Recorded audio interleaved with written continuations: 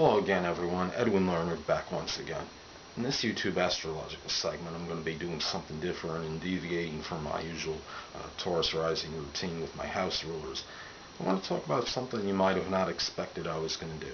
I'm actually going to be dissertating and talking about my own natal chart. There's some people, out there that do, I think I saw at least one based on, something I've looked at one day, and I believe there's some out there that, think that, they tell people about their horoscope or their, astrological chart. Somebody out there might plot some diabolical scheme against them or, use their chart, against them. I'm not really worried about that. I think that's a big misconception. I think that's a big distorted fear. So anyway, I'm going to start talking about my chart. I'm just going to basically give a rundown of important things in it. First thing, I'm going to talk about my sun sign is Cancer. This indicates I am fond of novelty. I'm contemplative, interested in family history, can be emotional, sensitive to my surroundings. I have home and family life can predominate. I can be it can play a significant role in my life. It really, the family hasn't so much, but it's more, I'd say the home life in my case. Now, my moon is in Gemini, which shows I can be loquacious, talk about a variety of subjects, good communication skills, articulate, and verbose. I may like to do more than one thing at the same time. My emotional needs may have to do with talking to others, picking up a magazine, reading it, something, mental challenges such as like maybe puzzle books, for example. Next thing is I have Taurus rising, and I can come across to others as being very calm and placid. I'm very persistent. I have a methodical nature. I take time to assimilate ideas and concepts. Once I learn them, I hold on to them like a quote-unquote bulldog. Steadfast and loyal and persevering. I think those qualities, do very strongly describe me. And another thing I want to get at is that I have the majority of my planets are below the horizon, which indicates I'm more introverted than extroverted, that perhaps be more, a little more subjective than objective. My energies are are expressed more privately than publicly. Obviously, I like to do things, probably a little more, by myself, than I like to do as far as going out places and going to places where a lot of people congregate. Also, my security, obviously plays a significant and vital role in my life. The next thing I'm going to talk about in my chart, I have my pattern, or at least the closest to it is a bowl pattern. It shows that I can be very self-contained, immersed in my own, I guess you could say, my own, interest, being self-reliant and self-sufficient. And I don't think I'm necessarily oblivious to any needs of others, but I do, I will strongly emphasize my own, my own thing.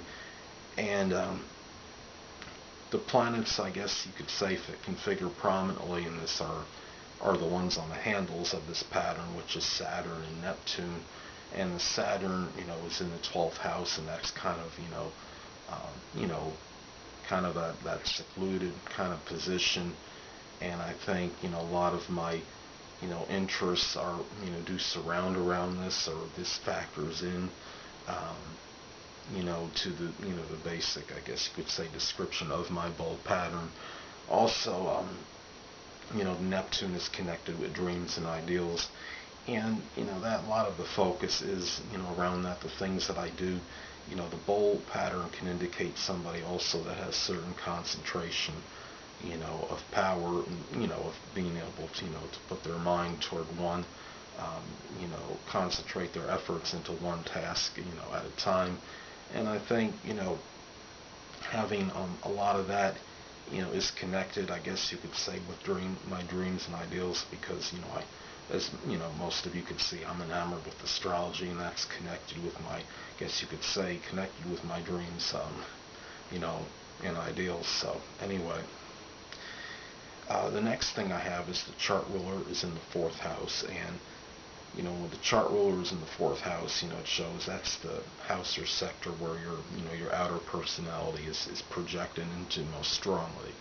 And I guess you could say my, Taurus personality comes out strongly um, in the home, and a lot of my activities revolve around this. And the fact that the ruling planet is Venus, it shows that I am enamored, with home life and have a love of the home. So this is where I guess you could say does strongly come out. I do need a place, as far as I would say that's one of my key things for my life, is having that some kind of stable home residence, and I guess the Cancer influences do play a role in that as well. Another thing I have, I guess this is a configuration. I have what is called a fixed T-square, and that is a configuration when you have two planets in opposition to each other, and there's one planet that makes a square to both of those planets.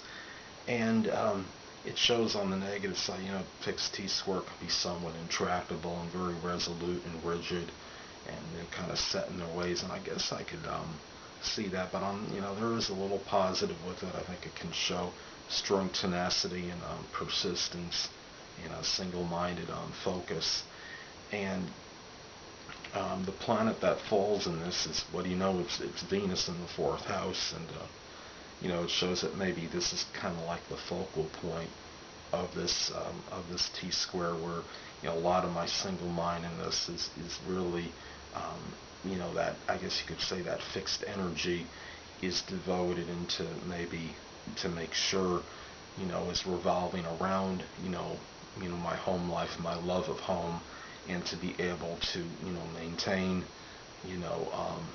I guess you could say the roof over my head, so to speak. And I guess you could say it's it's not, technically it's not really a fixed T-square, because the opposition that the two planets make that are in opposition, it's a long opposition, and it goes a little bit, I believe it goes out of the orb that I was going to use for it, which was a little bit over the 8-degree orb, but at the same time I guess I can refer to it as a long fixed T-square. Anyway, another thing I have is I have Pluto intercepted in the fifth house, and this could leave, obviously, as if there is a planet that's intercepted in one's horoscope, it can show where the energy is suppressed or repressed to some degree, because it's hidden and it's not expressed as strongly as opposed to it not being intercepted. And it can show that maybe the transformation, regeneration part of my nature, maybe is not fully tapped into. It can indicate maybe that I do have a hard time in maybe reinventing myself from time to time. I might have one of the, kind of be one of those people that like to stick, with a certain way of being for some time. I think on another thing connected with this is that, Pluto is connected with manipulation, control, and if it's in the fifth house, romance and love, I don't think it necessarily means that I'm like that in any love situation, because I don't believe that I am, but it could indicate that maybe I'm susceptible to these things that are, this manipulation, that may be going on toward me, because I'm not always maybe cognizant of it due to the fact that it is it is Pluto intercepted, and it is something that's hidden. So it's something that could be connected, directed at me, where I'm not even, fully aware of it. It's just like I have Pisces intercepted in the 11th house in my chart. It could, and that can indicate that, there might be some deception from friends that I'm not always cognizant of, and I have been unfortunately beguiled and been deceived by friends, acquaintances throughout the course of my life, and on a number of occasions I didn't even realize it, unfortunately, until well after these these things that were connected with deception took place. So I think that's an important thing to look at when you have intercepted signs and planets in your horoscope. It's things, there's subtle things that might be happening toward you that maybe you're not even fully fully aware of or realize is taking place.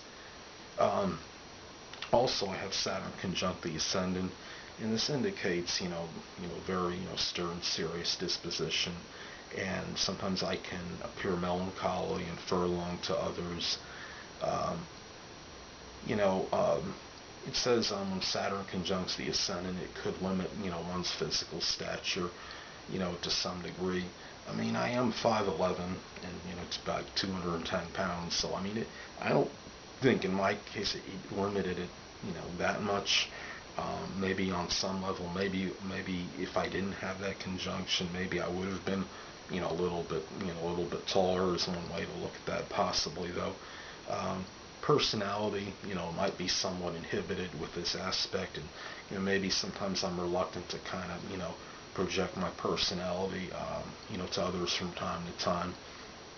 Another thing is I have the moon in the first house, and it shows that I might have acute sensitivity to my surroundings.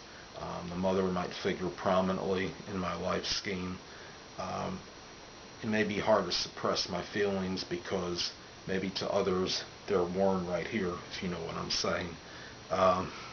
It could be, it could be sometimes, I guess, with this position, somewhat changeable, but also project the nurturing, sympathetic, compassionate qualities that a Cancer would have. And hey, my sun sign is in Cancer, so, and I have three planets in Cancer, and then the Venus in the fourth house. So there's a fairly strong Cancer influence in my horoscope. Well, people, that will conclude this YouTube astrological segment for my natal chart of myself, and tune in next time where I'll have part 2 of my natal chart. Until two things I want to get with you on before I head out. Firstly, the stars may impel, but do not compel. And secondly, never isolate any single astrological element, aspect, planetary placement, position, configuration, influence, or what have you, and make an analysis on a person, astrologically speaking, based on this alone, because a person astrologically is the sum of all their components in their natal chart, and not just one. Until next time, people, stay well.